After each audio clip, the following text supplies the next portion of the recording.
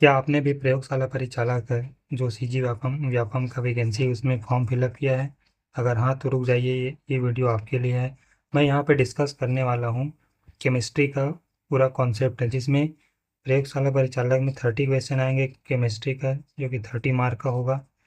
तो इस क्वेश्चन के लिए जो जितने भी पूरे टॉपिक मेंशन किए गए हैं व्यापम के द्वारा ऑफिशियल वेबसाइट में केमिस्ट्री के लिए, उन सभी टॉपिक्स को मैं कवर करूँगा धीरे धीरे। तो अगर आप फॉर्म फिलअप किए तो इस वीडियो को बिना स्किप किए शांति से देखिए, आपको बिल्कुल समझ आएगा।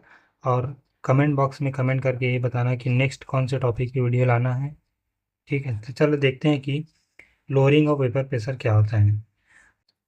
Decrease in vapour pressure of a solvent after reading a non volatile solute is called lowering of vapour pressure.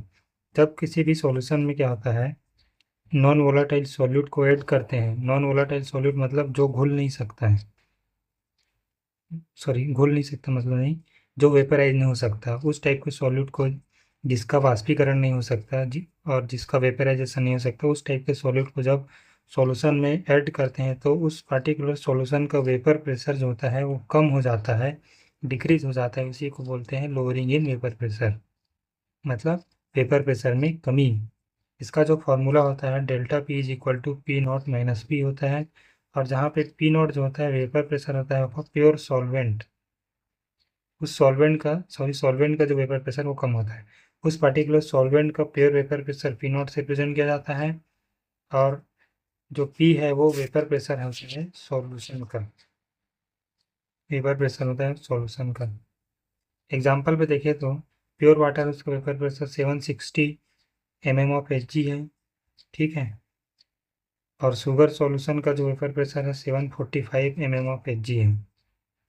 Pure solvent है, इसमें शुगर मिला दिए तो शुगर सॉल्यूशन बन गया। प्योर सॉल्वेंट का इतना है, शुगर सॉल्यूशन का इतना है।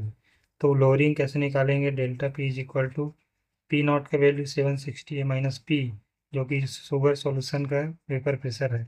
इसको माइनस करते हैं, सब्सट्रैक्ट करने के बाद अपने को जो वैल्यू मिलेगा 15 mm ऑफ Hg, यही क्या होगा, वेपर प्रेशर में इतना कमी आया है। मतलब 15 mm क्या हो गया, वेपर प्रेशर पार्टिकुलर सॉल्यूशन का, सॉल्वेंट का कम हो गया। That is the lowering of vapour pressure. I think आपको ये कॉन्सेप्ट एकदम क्रिस्टल क्लियर हो गया होगा। अगर हो गया होगा तो वीडियो को लाइक कर दें। अब बात करते हैं कि राउल्ट्स लॉ क्या होता है। राउल्ट्स लॉ क्या होता है उसको देखते हैं, इसका स्टेटमेंट देखते हैं राउल्ट्स लॉ का। राउल्ट्स लॉ जो होता है ऑपरेट करता है कांस्टेंट टेम्परेचर पे, जब टेम्परेचर क्या कांस्टेंट हो।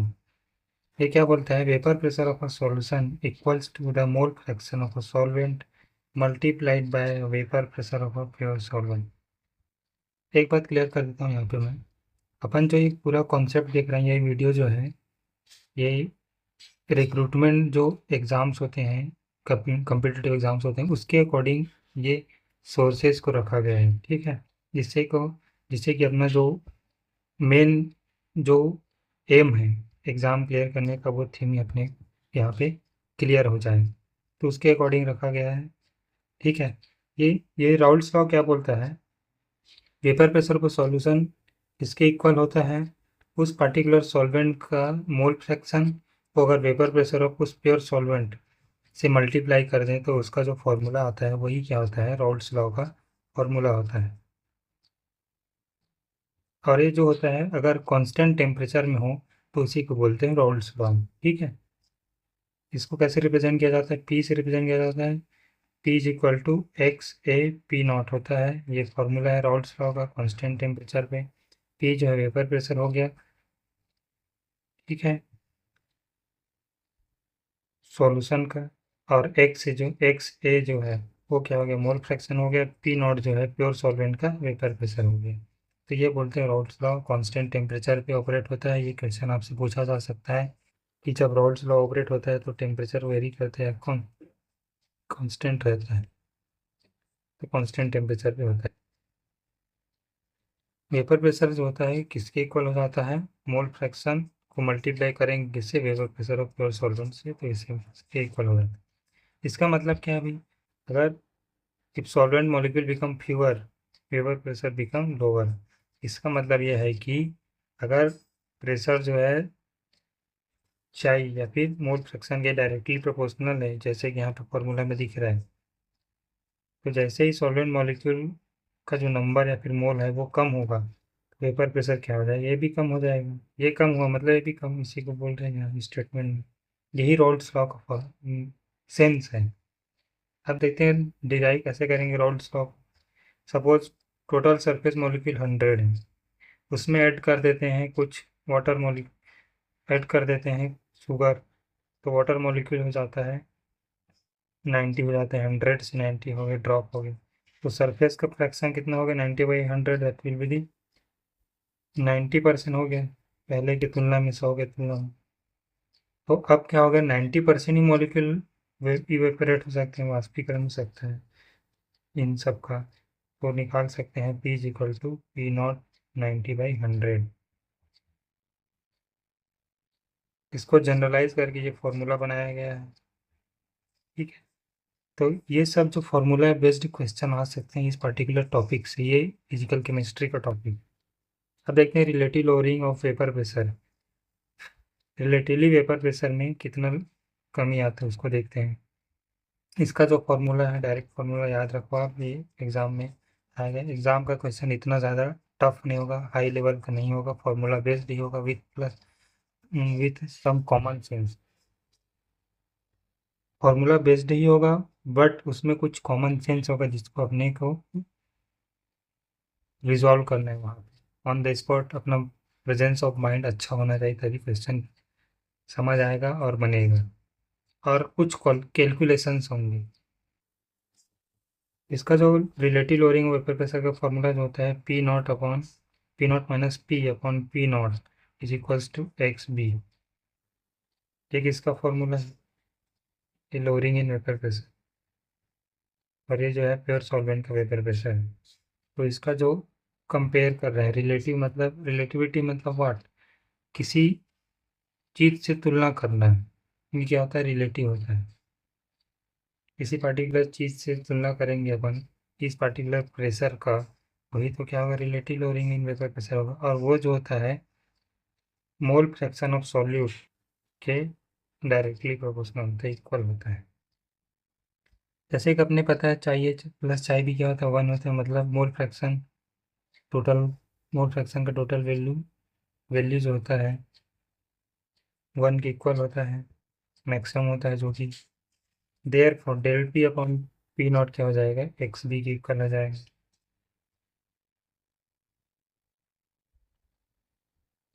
और ये जो फॉर्मूला होता है इंपॉर्टेंट है exam point of view. del P0 - P क्या होता है, del P होता है, P0 तो है ही, इसको ऐसे भी लिख सकते हैं = XB।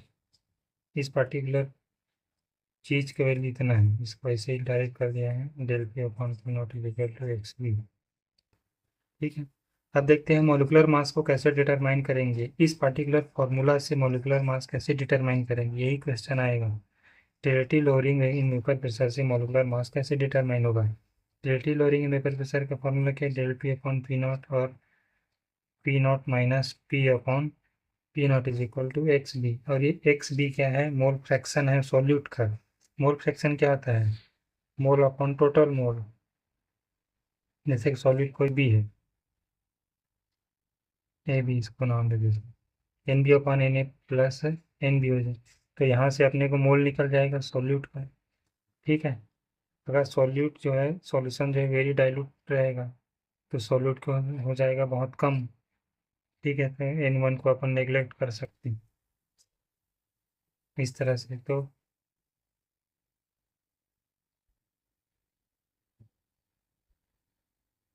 N2/N1 हो जाएगा, सॉरी N2 को नेग्लेक्ट कर सकते हैं, नीचे साइड के N2 को नेग्लेक्ट कर सकते हैं यहाँ पे डिनोमिनेटर साइड का, और N2/N1 हो जाएगा अगर सॉल्यूशन वेरी डाइल्यूट है तो इस तरह से जो फॉर्म अपना जो रिलेशन आएगा, del P/P0 = N2/N1 हो जाएगा। तो इस तरह से अपने को मिल जाएगा क्या, N1 और N1 का वैल्यू और N2 का वैल्यू मिल जाएगा। अगर मोल मिल गया तो अपने को क्या निकालना है, मोलर मास निकालना है।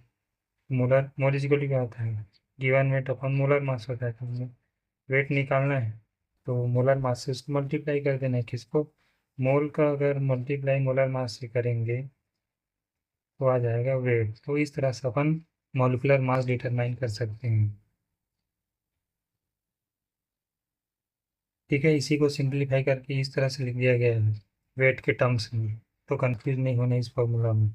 अपने को बेसिक याद रखना ये है, और यहाँ से इधर अपन डिराइव करके आ सकते हैं। इसको रटने की ज़रूरत नहीं है, अगर याद रखो तो अच्छी बात है, नहीं तो भी ठीक है। देयरफॉर इस तरह से फॉर्मूला को सिंप्लीफाई करके लिखा जा सकता है m2 इज इक्वल टू, ये मोलिकुलर मास है,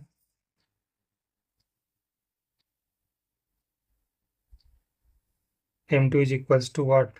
m2 is equals to w2 m1 p naught upon w1 minus p।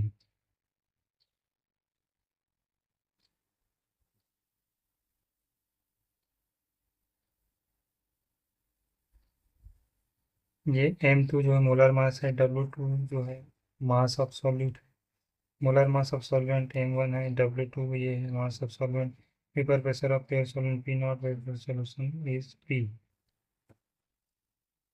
ठीक है, अब देखते हैं कुछ सॉल्व्ड एग्जांपल देखते हैं। 2 gram of non volatile solute is dissolve in 100 gram of water. 100 gram water है जो कि सॉल्वेंट है, इसमें 2 ग्राम नॉन वोलेटाइल कोई भी सॉल्यूट डिजॉल्व हुआ है। Vapour pressure of pure solvent is this 760 mmHg and that of the solution is 758 mmHg, then calculate molar mass of the solute। अपने को बहुत सारा चीज़ गिवन है। 2 ग्राम गिवन है सॉल्यूट का, 100 ग्राम गिवन है किसका? वाटर का जो सॉल्वेंट है।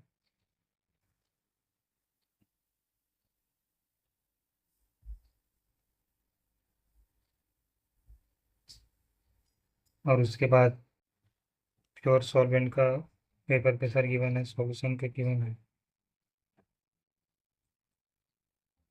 अब इन सब डेटा को, जो गिवन डेटा है उन सबको फार्मूला में फिट करते हैं। डेल पी निकाल लेंगे, 760 प्योर सॉल्वेंट का वेपर प्रेशर माइनस करेंगे सॉल्यूशन में, माइनस करेंगे सॉल्यूशन का तो 2 mmHg आ जाएगा, अपना डेल पी का वैल्यू आ जाएगा। और इस फार्मूला में पुट कर देंगे डेल पी के, ये डायरेक्ट, तो यहाँ से डेटा अगर आ रहा है तो डायरेक्ट फार्मूला में पुट करें, वही सही रहेगा। अपने को m2 निकालना ना।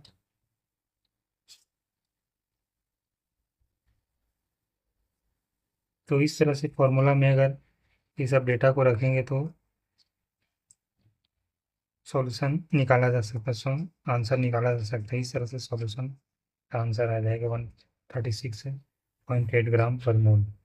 जो कुछ की पॉइंट्स है जो एग्जाम पॉइंट ऑफ व्यू से वेरी इंपॉर्टेंट है, सबको देख लेते हैं, एक बार गो थ्रू कर लेते हैं।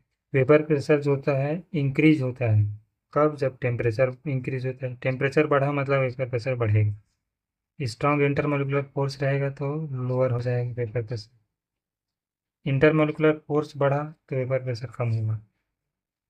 Non volatile solute always decreases vapour pressure. अगर सॉल्यूट जो मिला रहे हैं सॉल्यूशन में, सॉल्वेंट में रहे, अगर सॉल्वेंट में अगर नॉन वोलेटाइल सॉल्यूट मिला रहे हैं जिसका वेपराइजेशन नहीं हो सकता, वाष्पीकरण नहीं हो सकता, तो वेपर प्रेशर क्या होगा? ऑब्वियस बात कम ही होगा।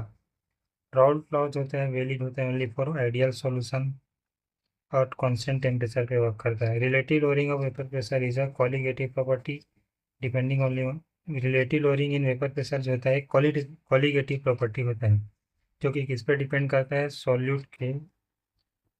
पार्ट सॉलिड पार्टिकल के नंबर पे डिपेंड करता है। कॉलिगेटिव मतलब जो नंबर पे डिपेंड करता है, क्वालिटी पे नहीं। Not their nature in dilute solution which simplifies derivation.